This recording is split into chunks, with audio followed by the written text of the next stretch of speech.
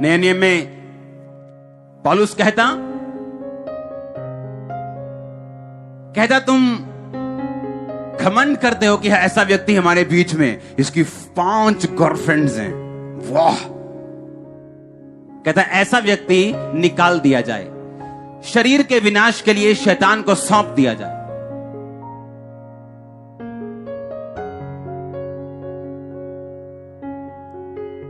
एक लड़के आए क्वायर में, मेरे से गलती हो गई, माफ कर दो, मैं प्रभु की सेवा चाहती हूं। ठीक है, जो हो गया ठीक है, आ जाओ, ठीक है।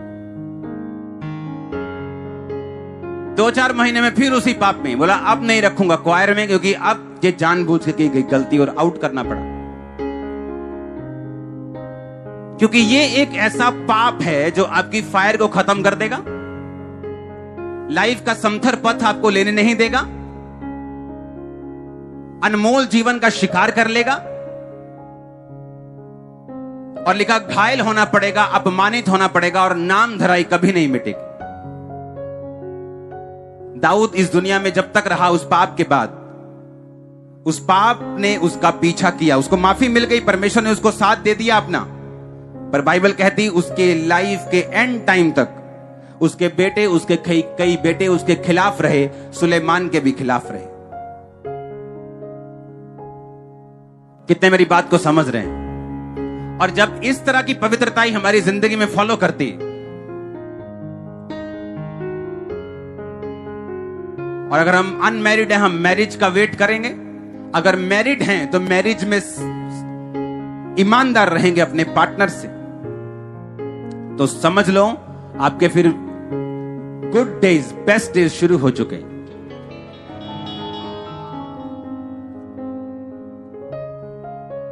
क्योंकि बाइबल कहती है इसके परिणाम दूर वाले, इसके परिणाम कौन से हैं? दूरगामी और गंभीर।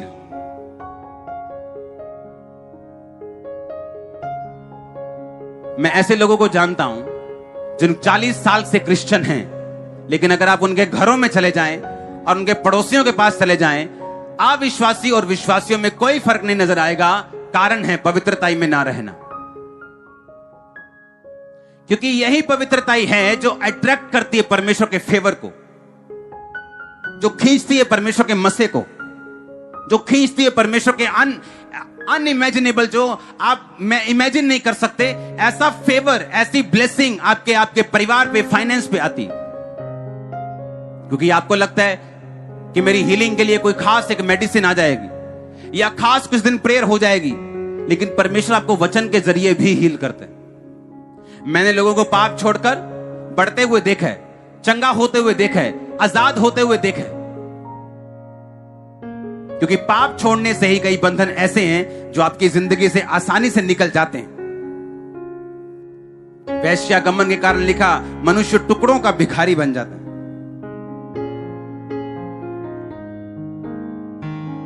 बाइबल कहती है पर स्त्री गमन करने वाले, जादू करने वाले, टोना करने वाले, व्यभिचार करने वाले परमेश्वर के राज्य के वारिस नहीं होंगे। अगर जिंदगी में लंबा जाना है तो आपको इस तरह की पवित्रता अपनी जिंदगी में फॉलो करनी पड़ेगी। अपने पड़ोसी को बोलो पवित्र बन, परमेश्वर के वचन का अनादर मत कर, क्योंकि तू परमेश्वर का उत्तराधिकारी नहीं बन सकता अगर तू अपना जीवन वैश्याओं के हाथ में और व्यभिचारियों के हाथ में दे दे। हालेलुया। उसने कहा व्यभिचारिणी अनमोल जीवन का शिकार कर लेती। आप चाहते हैं आपका अनमोल जीवन शिकार हो? क्योंकि लोगों को यह मालूम नहीं होता उनकी जिंदगी में परमेश्वर की कितनी बड़ी योजना है, परमेश्वर ने किस काम के लिए उनको अपने पास बुलाया। अगर उसने आपको अपने पास बुलाया, उसने आपको कोई टेस्टिमनी देनी, गवाही देनी, आपको ऊंचा करना है, आपके रिश्तेदारों को आपके जरिए बचाना है। वो तभी बचा पाएगा अगर वो आपकी लाइफ में प्रूफ करेगा कि वो जीवित परमेश्वर है। पर ऐसा कैसे होगा? आपको मदद करनी पड़ेगी परमेश्वर की, आपको कोऑपरेट करना पड़ेगा परमेश्वर के साथ। आपको उसके वचन पे चलना पड़ेगा ताकि आप सिद्ध हो सके और परमेश्वर आसमान की खिड़कियां और दरवाजे खोलकर आप पर आशीष की बारिश कर सके और लोग ये देखकर जान सके कि सचमुच ये वही व्यक्ति जिसे परमेश्वर ने बढ़ाया। आपका चरित्र आपके लिए सबसे बड़ी प्रोफेसी। आप मुझे अपना चरित्र बताओ, मैं आपको आपका फ्यूचर बता सकता हूं। आपका कैरेक्टर आपकी सबसे बड़ी प्रोफेसी, आपका चरित्र आपकी सबसे बड़ी प्रोफेसी। बाइबल कहती याकूब जब अपने बेटों को आशीर्वाद देने लगा तो सब बेटों को बुलाया और उनके चरित्र के हिसाब से उनको प्रोफेटिक वर्ड्स दिए। जो कुछ उन्होंने पास्ट में किया उसका असर हुआ, चाहे अच्छा किया तो अच्छा, बुरा किया तो बुरा। परमेश्वर माफ करने वाला परमेश्वर है। इसका मतलब यह नहीं कि आप बार बार गुनाह करें, वो माफ करने वाला परमेश्वर है। इसकी गंभीरता को समझते हुए, इसकी वैल्यू को समझते हुए आगे से हम पाप ना करें, बाइबल कहती है। इमेजिन करो एक 18 साल का लड़का, एक 17 साल की लड़की, बॉयफ्रेंड गर्लफ्रेंड है आपस में, और यही वो टाइम था जब परमेश्वर ने गाइड करना था कि बेटा तू इधर जा, तू इंजीनियर नहीं बनेगा, तू सीए में जाएगा, तू अकाउंटेंट बनेगा, क्योंकि तेरी प्लानिंग, प्रभु की मेरी प्लानिंग तेरी जिंदगी में ये है। पर वो किसी से प्रभावित है, वो उसे लगता है कि मैं इंजीनियर बन जाऊंगा और मैं सीधा गूगल में जाऊंगा जॉब करने के लिए, लेकिन इसके लिए वो चुना नहीं गया। मालूम कैसे हो? मालूम तब होगा जब परमेश्वर उससे बात करेंगे। लेकिन उसी टाइम पे जब परमेश्वर ने बात करनी थी, शैतान को मालूम है कि परमेश्वर इससे बात करेंगे और अगर मैं इसके पाप में फंसा के इसके कानों को मोटा कर दूंगा तो ये परमेश्वर की बात को सुन नहीं पाएगा। और इसलिए बाइबल कहती व्यभिचारिणी अनमोल जीवन का अहेर कर लेती। अब वो बंदा क्या कर रहा है? इंजीनियरिंग कर रहा है, मार्क्स भी अच्छे आ रहे हैं, लेकिन फिर भी लाइफ में ब्लेसिंग नहीं। क्यों? क्योंकि वो बना नहीं है उस काम के लिए, वो बना है किसी और काम के लिए। और वो बताएगा कौन? बताएगा परमेश्वर का आत्मा। वो बताएगा कब? जब हम सिद्धता में चलेंगे और परमेश्वर के वचन को तोड़ेंगे नहीं। इमेजिन करो, शादी करनी है 30 साल में, 18 साल में उस बॉयफ्रेंड की जरूरत क्या है? वो 12 साल तुम उसके भाई बन के रहोगे, जिथे आएगी उथे जाना, ट्यूशन से चली गई हैं, अच्छा घर आ गई हैं, अच्छा रोटी खा ली है, पानी पी लिया, क्या ड्रामा लगाया हुआ है। अब तेरे बनने का टाइम और शैतान तुझे बिगाड़ रहे। और जब तब बन गए और जब मैरिज का टाइम होगा, परमेश्वर उस हिसाब से तुम्हें आपका पार्टनर देगा जो उस विजन को आगे लेके जाएगा, बल्कि पीछे खींचने वाला नहीं होगा। हर एक चीज टाइम पर अच्छी लगती। जिस दिन आपने घर की नींव डाली थी उसी दिन फ्रिज ले आओ और घर के बाहर खड़ा कर दो और बहस करो, फ्रिज नहीं चाहिए क्या? पाजी चाहिए नहीं फ्रिज, ठंडा पानी नहीं पीना है। उसी दिन घर के बाहर एसी लगा दो, बोलो ले चाहिए नहीं एसी, करनी गर्मी है। पहले घर तो बनाओ, एसी लगाने का टाइम आएगा वो भी लगेगा ना। जब फ्रिज लगाने का टाइम आया लग जाएगा। घर बना नहीं, लेकिन एसी फ्रिज खरीद लिया, और जब तक घर बनेगा उसकी कबाड़ हालत हो चुकी होगी धूप में रह रहे। आपको क्या चाहिए? आपको क्या लगता है परमेश्वर से ज्यादा मालूम है आपको? और कब चाहिए? क्या आपको लगता है परमेश्वर से ज्यादा मालूम है आपको? आपको कब चाहिए और कितना चाहिए और कौन सा चाहिए, वो राइट टाइम पर आपको देगा। आदम ने नहीं कहा मैं बड़ा कल्ला मैं प्रभु, कुछ सोचता क्यों नहीं तू? वो काम कर रहा था जो परमेश्वर ने ठहराया। और बाइबल कहती परमेश्वर ने देखा आदम मेरा काम कर रहा है, मैं इसके लिए सहायक बनाऊंगा। जब वो आपको देखेगा पवित्रताई में चलते, वो जान लेगा मुझे इसे बिजनेस देना जरूरी है, वो जान लेगा मुझे हीलिंग देना जरूरी है, वो जान लेगा मुझे कौन सी बात कब देनी है। सब बात टाइम पर आएंगी यीशु मसीह के नाम में। अगर आमीन हो जाए चर्च।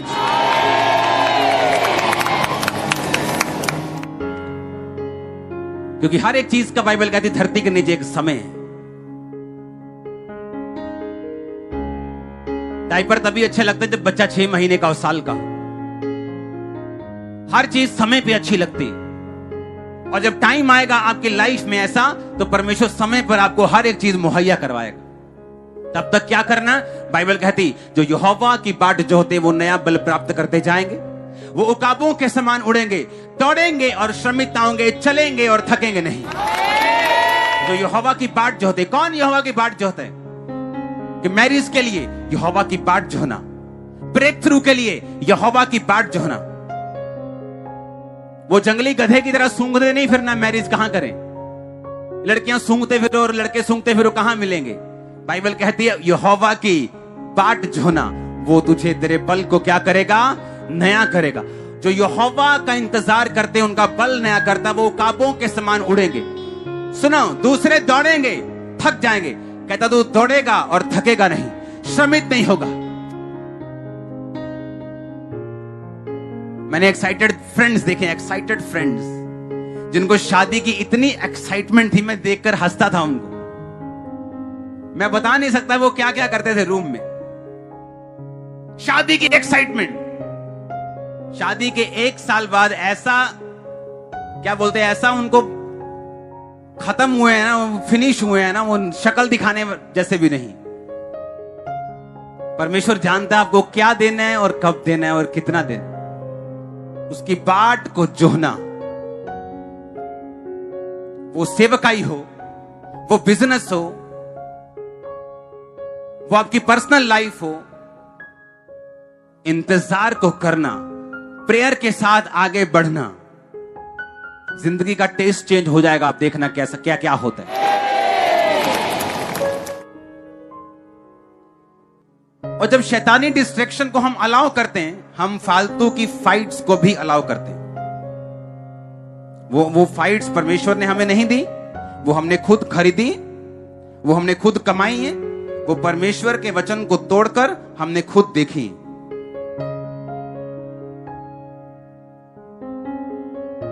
पौलुस ने कहा कामुकता, व्यभिचार कलीसिया के अंदर सहन ना किया जाए।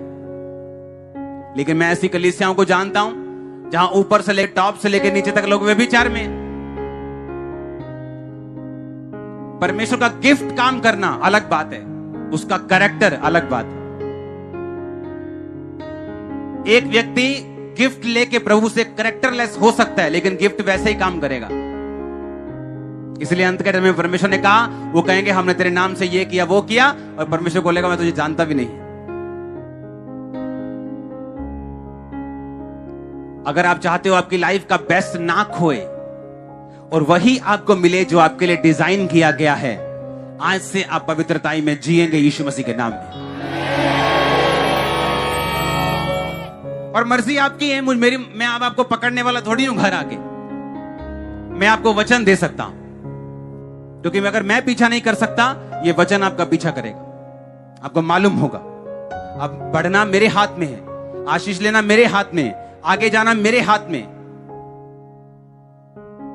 ऐसे लोग भी हैं जो आए चर्च हैं लेकिन घूम इस समय वंडरलैंड में रहे होंगे।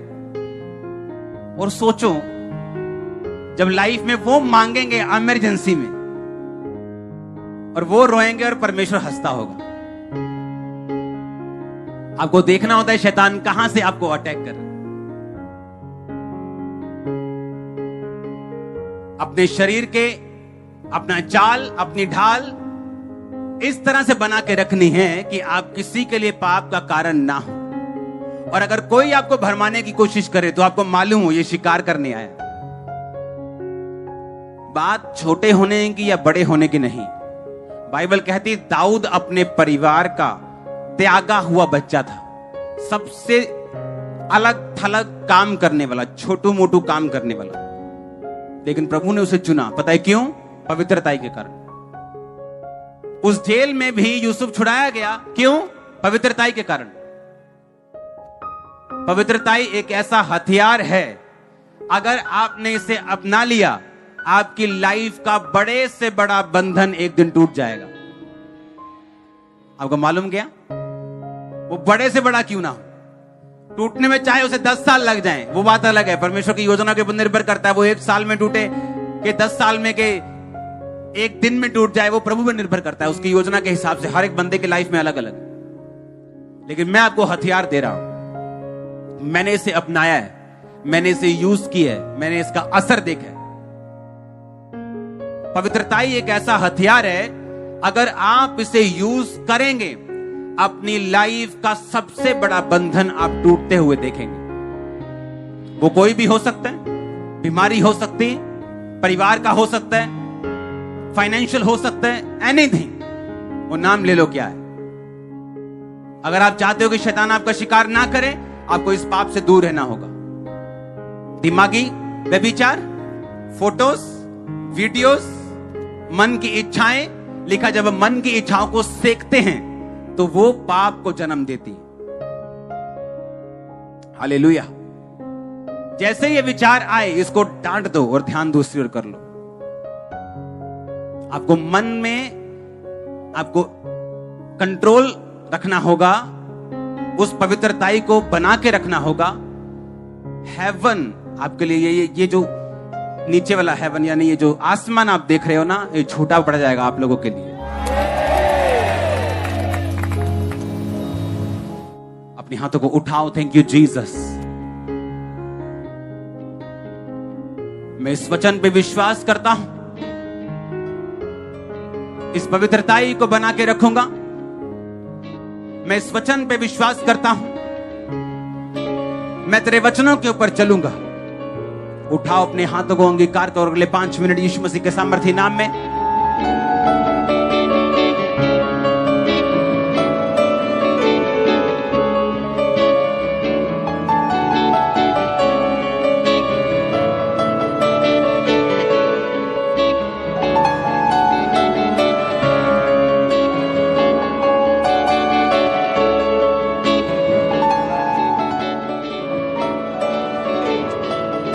सुनो मेरी बात, आप एक योद्धा की तरह चले। कई बार मैं इसीलिए बोलता हूं कि खंबरा चर्च में जो वचन मैं देता हूं ये सिर्फ विश्वासियों के लिए नहीं, ये पास्टर्स के लिए। ये स्ट्रांग है थोड़ा, लेकिन स्ट्रांग डाइट लेने वाले बच्चे, पंजाबी कहते ना पहलवान ही बनना फिर। हाँ,